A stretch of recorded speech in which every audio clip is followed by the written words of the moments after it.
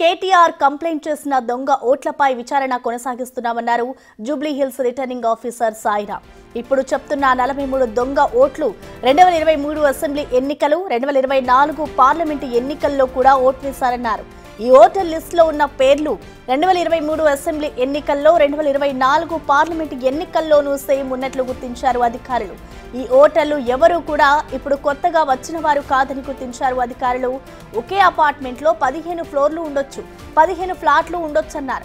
దొంగ ఓట్లు, ఫేక్ ఓట్లు ఏమీ లేవు అంటున్న సాయంతో మా ప్రతినిధి Shravan face to face. Jubilee hills bypoll ఇప్పుడు రాష్ట్ర వ్యాప్తంగా ఉన్నటువంటి జనాలు కానీ రాజకీయ నాయకులు కానీ అందరి చూపు ఇటువైపే ఉంది. రిటర్నింగ్ ఆఫీసర్ సాయిరామ్ అంటున్నారు. ఇప్పుడు ఈ జూబ్లీ హిల్స్ అసెంబ్లీ కాన్స్టిట్యున్సీలో పెద్ద వాళ్ళ దగ్గర నుంచి పేదవాళ్ళు కూడా చాలా ఎక్కువ మంది ఉన్నారు. సో ఓటర్ల నమోదు కార్యక్రమం ఎట్లా జరిగింది అంటే గతంలో ఎంతమంది ఓటర్లు ఉండే, కొత్తగా ఈ జూబ్లీ హిల్స్ బైపోల్ వచ్చే ముందు ఎంతమంది కొత్త ఓటర్లు నమోదయ్యాయి? మనకి ఆఖరి పబ్లికేషను మనకి అంటే ఫైనల్ పబ్లికేషన్ అంటారు, అది 30/9/2025 రోజున జరిగింది సార్, సెప్టెంబర్ 30 తారీఖున.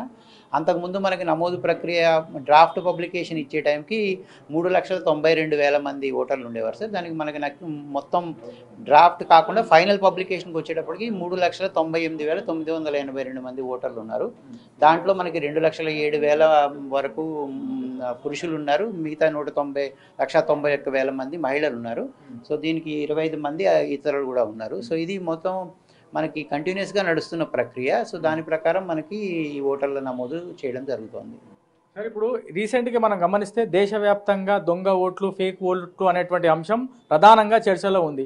రీసెంట్గా చెప్తున్నప్పుడు కూడా పూర్తి స్థాయి ఓటర్ లిస్టు సిద్ధమైంది, ఎట్లాంటి ఇబ్బందులు లేవు, ఎట్లాంటి ఆరోపణలు లేవు, ఎవరు ఫిర్యాదులు చేయలేరు అనేది నేను రాత్రి వరకు వచ్చినట్టు మాట. కానీ వాళ్ళ ఉదయం నుంచి దొంగ ఓట్లు, ఫేక్ ఓట్లు అనేది చాలా రాజకీయ పార్టీ నేతలు లేవనెత్తుతున్నారు. ఈసీని కూడా కలిసేటువంటి ప్రక్రియ స్టార్ట్ అయింది. సో ఆ దొంగ ఓట్లకు సంబంధించినటువంటి అంశం మీ దృష్టికి వచ్చిందా, ఏమన్నా విచారణ స్టార్ట్ చేశారు? అదే సరే, నేను మీ అందరికీ తెలియజేసినట్టు మనకి ఇక్కడ ఎన్నికల నమోదు అధికారి వేరు, రిటర్నింగ్ అధికారి వేరు సార్. ఎన్నికల నమోదు అధికారులు విడిగా ఉన్నారు మున్సిపల్ మన జిహెచ్ఎంసీకి సంబంధించి. వాళ్ళే ఇక్కడ ఎన్నికల నమోదు ప్రక్రియను చేస్తారు, ఓటర్ల నమోదు ప్రక్రియ. దాని ప్రకారం కంటిన్యూస్గా అప్డేషన్ జరుగుతుంది సార్. డిలీషన్స్, షిఫ్టింగ్ అన్నీ కూడా పకడ్బందీగానే నిర్వహించడం జరుగుతోంది. మనకి బిఎల్ఓ సూపర్వైజర్లు ఉన్నారు, బూత్ లెవెల్ అధికారులు ఉన్నారు.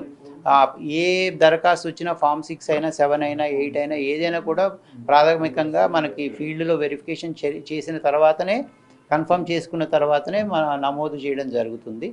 ఏవైనా షిఫ్టింగ్లో ఉంటే వాటిలో షిఫ్టింగ్ ప్రాపర్గా అయ్యిందా లేదా అనేది, ఎందుకంటే కంటిన్యూస్గా డైనమిక్గా షిఫ్ట్ అయిపోతూ ఉంటారు. ఒక 10 to 20% పాపులేషన్ అర్బన్ ఏరియాస్లో షిఫ్ట్ అయిపోతూ ఉంటారు. కాబట్టి నిన్న ఉన్న వాళ్ళు కూడా ఈరోజు ఉన్నారో లేదో చెప్పలేము. ఒకవేళ వాళ్ళు షిఫ్ట్ అయిపోయి ఉంటే కనుక మనకి అది నమోదులో ఉండదు, మనం అది తీసుకుని ప్రాథమికంగా నిర్ధారణ చేయలేము. కొంత డైనమిజం అనేది ఉంటుంది.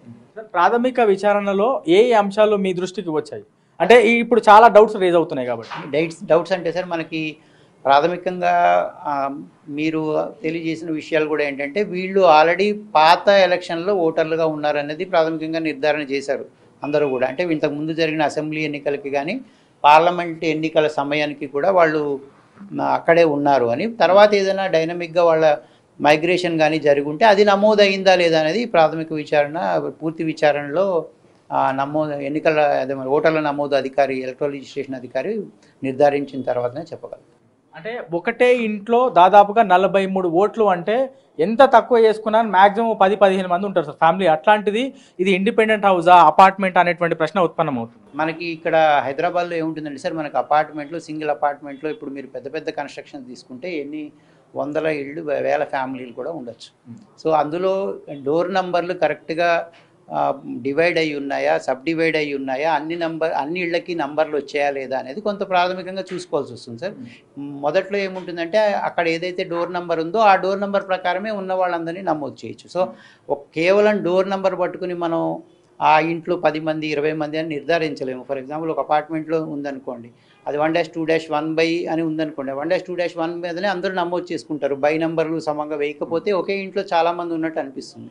కానీ మనకి ఎప్పుడైనా సరే నిర్ధారణ ఎలా చేసుకోవాలంటే, దీంట్లో ఇంటి నంబరుతో పాటు ఫీల్డ్ మీద అదే ఓటర్లు ఉంటే అది కరెక్ట్గా ఉన్నట్టే. సో మనకి ఒక ఇంటి నెంబర్ మీద ఉందనేది కాకుండా ఆ ఇంటి నెంబరు తో పాటు ఫీల్డ్లో అంతమంది ఉంటే అది ప్రాథమికంగా నిర్ధారణ అయినట్టే.